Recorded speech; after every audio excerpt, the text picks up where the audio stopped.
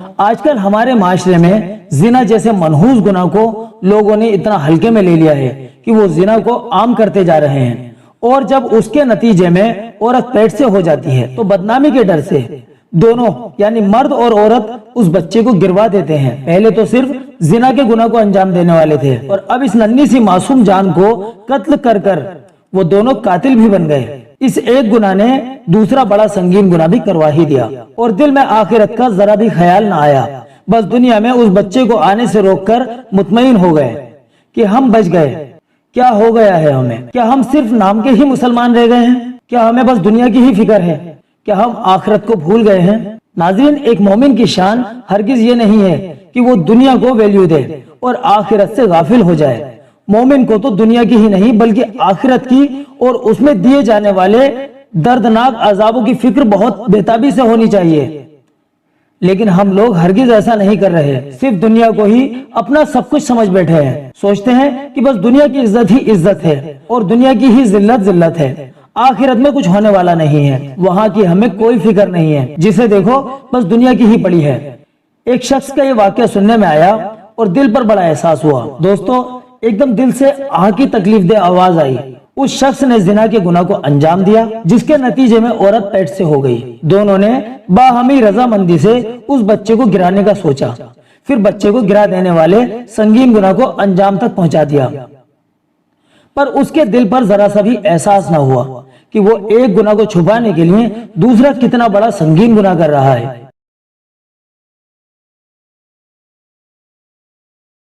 حدیث پاک میں اللہ کے پیارے نبی نے ایسے لوگوں کے بارے میں اتنی سخت وعید بیان فرمائی ہے کہ قیامت کے دن اللہ پاک اس گرائے ہوئے بچے میں روح پھونکیں گے، پھر وہ سب کے سامنے اس زانیہ عورت کا گروان پکڑ کر کہے گا، اے ظالم ماں، بتا میرا کیا قصور تھا جو تو نے مجھے اس دنیا میں آنے سے ہی روک دیا؟ گناہ تو نے کیا اور اس کی سزا بلا وجہ مجھے ملی، یہ تو نے مجھ پر کھلا ہوا ظلم کیا۔ ذرا غور کیجئے، اس وقت حضرت آدم علیہ السلام سے لے کر اس دنیا میں بسنے والا آخری انسان تک موجود ہوگا، ان سب کے سامنے یہ بچہ اپنی ماں کا گروان پکڑے گا تو کیا عزت رہ جائے گی؟ زنا کرانے والی اس عورت کی، اس نے دنیا میں ہی اپنی عزت کو بچانے کے لیے اپنے جرم کو چھپایا، پر قیامت میں اس کا یہ جرم پوری دنیا کے سامنے آ گیا۔ کیا بنے گا اس وقت اس زانیہ عورت کا؟ اور اگر مرد اور عورت دونوں اس بچے کو گرائیں گے، جیسے کہ آج کل یہ منحوس گناہ عام ہو گیا ہے، تو یہ بچہ اس زانی کا بھی گروان پکڑ کر کہے گا کہ تو نے کیوں اس ناپاک حرکت کو انجام دینے میں میری ماں کا ساتھ دیا؟ کیا تجھے زنا کرتے وقت اپنی ماں بہن بیٹیوں کا خیال نہیں آیا؟ کیا تجھے اپنی بچوں کی فکر نہیں ہوئی؟ ناظرین، قرآن کریم میں اللہ پاک نے بلا وجہ کسی کو قتل کرنے کے بارے میں سخت الفاظ بیان کیے ہیں۔ اللہ پاک فرماتا ہے کہ جس نے کسی کو بلا وجہ قتل کیا تو گویا اس نے دنیا کے لوگوں کو قتل کر دیا۔ سورہ مائدہ زانی کے بارے میں اللہ کے پیارے نبی کی بہت سخت الفاظ والی حدیث بیان کی گئی ہے، آپ اسے سنیں گے تو دنگ رہ جائیں گے۔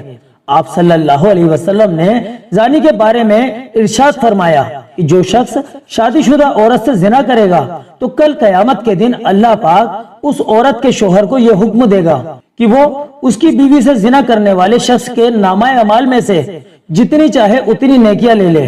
ناظرین، آپ کو تو معلوم ہوگا کہ اس وقت ایسا نفسا نفسی کا عالم ہوگا کہ انسان ایک ایک نیکی کو ترسے گا، تو کیا زنا کیے جانے والی عورت کا شوہر زناکار کے پاس کوئی نیکی چھوڑ دے گا؟ یقیناً وہ اس کی ساری نیکیاں لے لے گا۔ اب یہ زناکار شخص یوں ہی نہتا خالی ہاتھ کھڑا رہ جائے گا، جس کے نتیجے میں جہنم اس کا مقدر بن جائے گی۔ ایک ذرا سارے جنسی مزے کی اتنی بڑی سزا بھگتنی پڑ رہی ہے کہ پوری زندگی مسلمانوں کی لسٹ میں نام جڑا رہا، پھر اس گناہ کی نحوست سے نہ جانے کب ایمان سے ہاتھ دھو بیٹا کہ پتہ تک نہیں چلا، اور جہنم کی اس آگ کو اپنے اوپر حلال کر لیا، جس کے بارے میں اللہ کے پیارے نبی نے فرمایا کہ جہنم کی آگ بہت سخت ہے، مغرب کی نماز کے بعد ہر روز اس آگ سے اللہ پاک کی پناہ مانگو۔ ناظرین، زناکار کے بارے میں کسی کہنے والے نے خوب کہا ہے کہ لمحوں نے خطا کی تھی، صدیوں نے سزا پائی، جانی کے ساتھ کل قیامت کے دن اسی طرح کا معاملہ ہوگا۔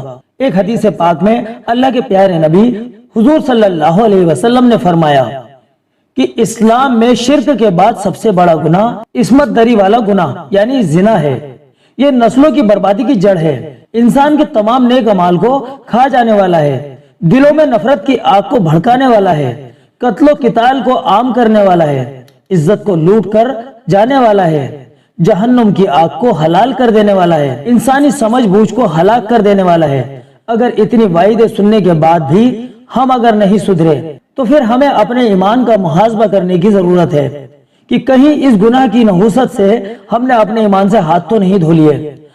اللہ سے ڈریے، اس گناہ کو چھوڑیے، اس میں نقصانوں کے سوا کچھ اور نہیں رکھا۔